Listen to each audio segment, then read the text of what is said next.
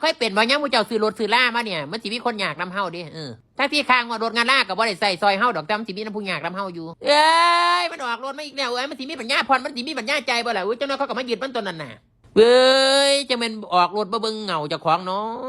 ออกมาคันบักแพงบ่เบิ่งเฮียนว่าสั่นทวง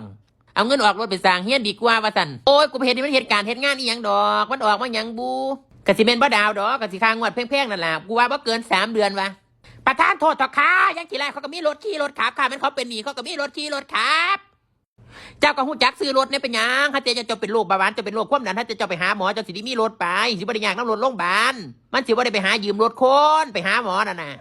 เป็นเดียดเป็นฮอดหนีก็บ่ได้ใส่น้ำเขาท่วงตะเบือนจังสันจังสีเฮียนจะขวางว่าสันสังกะสีว่าสันจะว่า28หู้ผุดกุยันหนูลงไปกัดหนาอยู่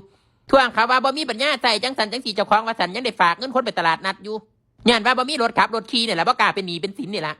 คนเครดิตดีเว้ยมันยังได้ขี่รถนั่นย่างน้ำเขาถอดเขามายึดเขาก็ไปจอดอยู่โซ่รุ่มพุ่นละมันสิไปย่างอีหยังมายึดก็มายึดถึงตัวคันเขาใส่บ่ได้เขาก็ปล่อยยึดเสร็จแล้วคันเขาใส่ได้เขาก็ดีไป